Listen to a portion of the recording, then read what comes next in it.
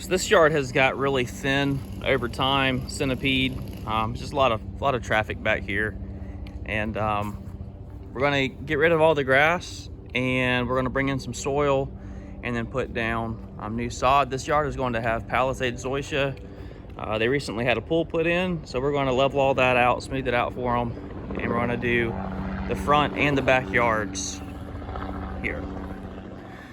Okay, so one of the questions I had whenever I first started doing these jobs was about here, you know, out by the curbs where your dingo or Harley rake is not going to get. Sod cutter. Use this for all your curb edges. Takes it out nice and clean. Then we will actually go ahead and run around the perimeter of the yard with the sod cutter as well. It keeps you from having to shovel all this stuff out, and I mean it just all comes right out. I mean, there's still a lot of work with, you know, scooping this stuff out, either putting it in the dingo bucket or in the wheelbarrow, but I promise it's a lot easier using that machine to cut all of your edges and out by the curbs than it is to get a shovel and try and flip all that stuff into the yard.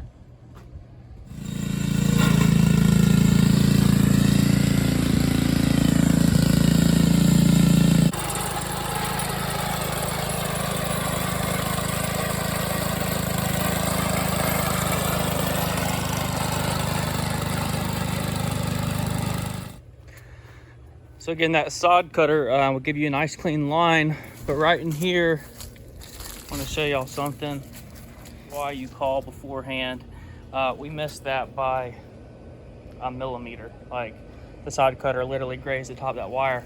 What happened was these little plants right here, this thing was probably buried appropriately at one time, but that root right there just kept growing up and up and up and pushed that wire up. So if you have any lines that are sprayed by roots, just be mindful those roots are going to push those lines up. We got lucky here. We ran the sod cutter really shallow, and if we didn't, we would have cut fiber optic. Okay, so just to recap, what we did was we come through here with the sod cutter, cut our edges, use the sod cutter to cut all this out. Then we use the sod cutter for this. Then we cut the perimeter here all the way around with the sod cutter. Then once you have your edges cut, you come back with the dingo and the cultivator, you know, or your mini skid steer of choice, Harley rake, cultivator, all those work. And then you just basically keep chewing up the grass, running it back and forth, back and forth, back and forth. And you're gonna have some debris in there. The other way to do it is just take the sod cutter and literally just cut the entire front yard out. But we found that, you know, just running the dingo over it multiple times, it buries that stuff down in there deep enough to give you a nice good bed. Now you can come in here, if you have any low areas, sprinkle in some topsoil, churn that in, or just use some topsoil to level out. But the main thing that I wanted to get across in this video was the tools. Again, a sod cutter, and then a mini skid with a Harley rake or a cultivator attachment.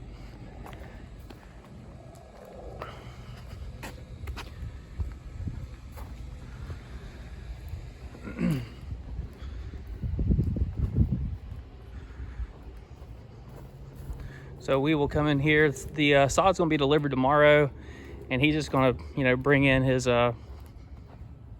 basically it's a big forklift. It's going to end up messing up anything that we rake by hand. But you can see, I mean, we got quite a bit to do around this pool, all through here.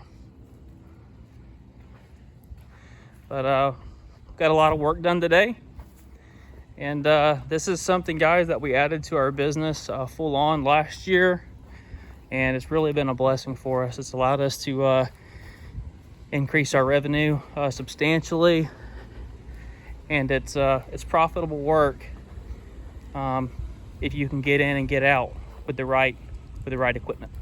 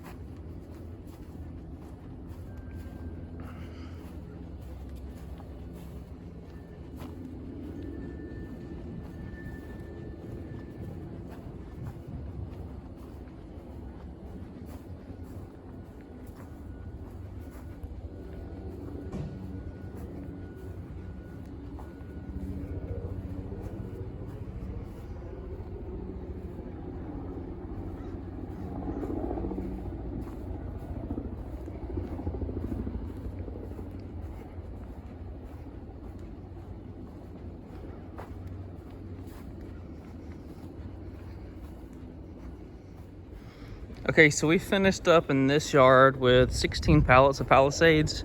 It's about 7,200 square foot.